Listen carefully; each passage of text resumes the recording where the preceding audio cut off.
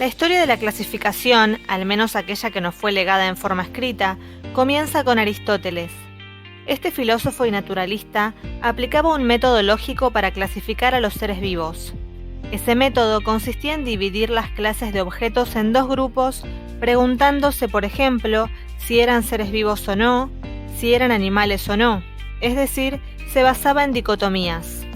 Luego desestimó este método para delimitar subgrupos por sus características morfológicas más evidentes y por su modo de reproducción, entre otros criterios.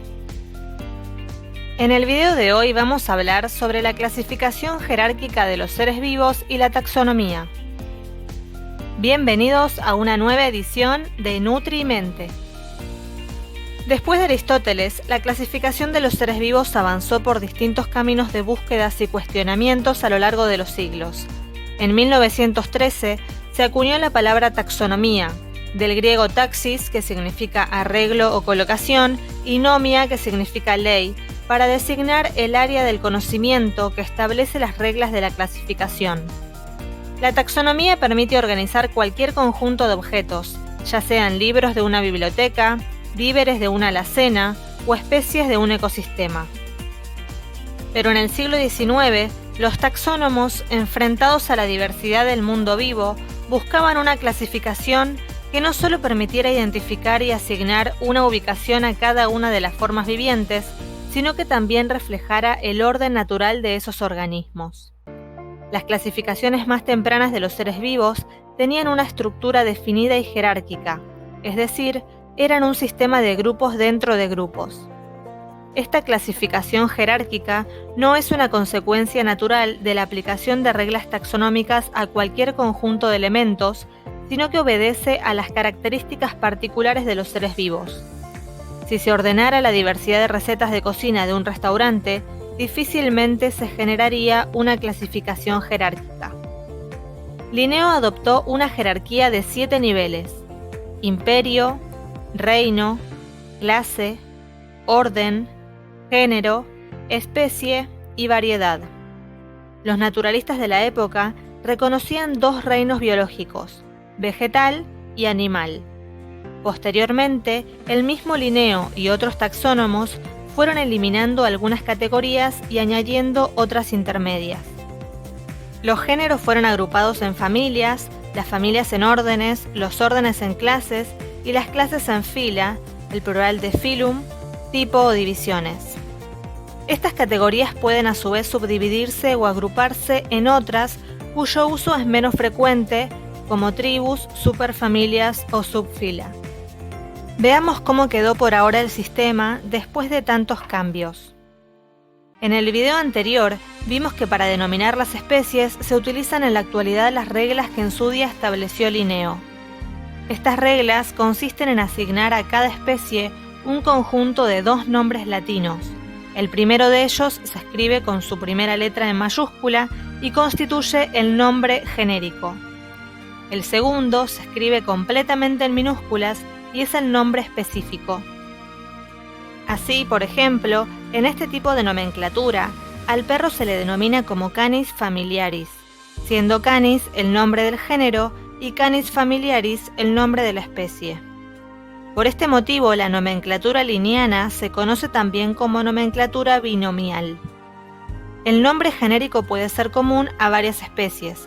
Por ejemplo, el lobo y el chacal pertenecen al mismo género que el perro, por lo que se denominan Canis lupus y Canis aureus respectivamente. Los géneros se agrupan en una categoría taxonómica de jerarquía superior que se denomina familia. Así, los géneros anteriores pertenecen a la familia de los cánidos, que incluye también a otros géneros distintos como el zorro, Vulpes vulpes. La categoría que agrupa a las distintas familias se llama orden. En nuestro ejemplo, la familia de los cánidos pertenece al orden carnívoros.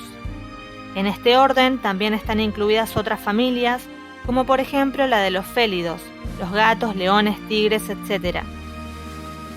Si seguimos ascendiendo hacia categorías taxonómicas superiores, encontraremos por orden de importancia la clase, el tipo, fila o división, y por último la categoría superior que es el reino. Así, El orden Carnívoros se incluye en la clase Mamíferos. Esta a su vez pertenece al tipo Cordados y por último los Cordados se incluyen en el reino animal.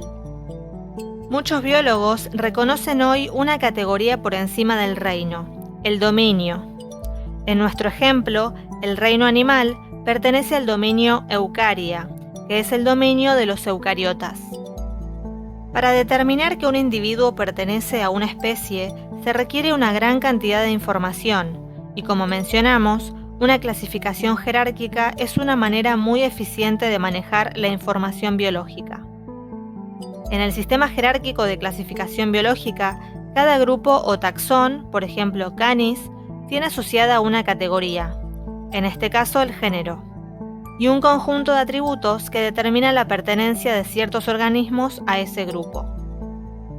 Los taxónomos han discutido durante mucho tiempo las virtudes y las falencias de distintos métodos de clasificación y finalmente llegaron a un consenso. Si se pretende llegar a una clasificación objetiva, esta debería ser única, y para ser única, debería representar la historia evolutiva de los organismos que viven y han vivido en este planeta. Una historia que sin duda será irrepetible.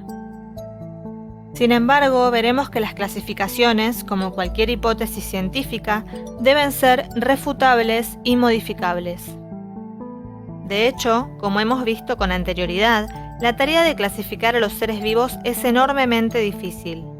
Incluso una cosa tan aparentemente sencilla como determinar si un organismo pertenece al reino vegetal o al reino animal puede suponer a veces un verdadero rompecabezas, como sucede sobre todo en organismos unicelulares que poseen una mezcla de características típicas de ambos reinos. Por ese motivo, aunque durante mucho tiempo los seres vivos se han clasificado dentro de esos dos conocidos grupos taxonómicos, los especialistas han tenido que ir añadiendo nuevos reinos, a medida que se han ido conociendo mejor algunas formas de vida. Este es el caso de organismos como las bacterias, las algas, los hongos y los protozoos, cuya clasificación puede seguir siendo motivo de controversia. Pese a todo, se puede componer a grandes rasgos una descripción de las características fundamentales de los reinos más aceptados en la actualidad. Profundizaremos más en otros videos del canal. Si este video te sirvió para aprender o comprender mejor este tema, o si simplemente te gustó, por favor dale like y te invito a suscribirte al canal para poder tener a mano mucha más información, porque lo que sabes influencia tu destino.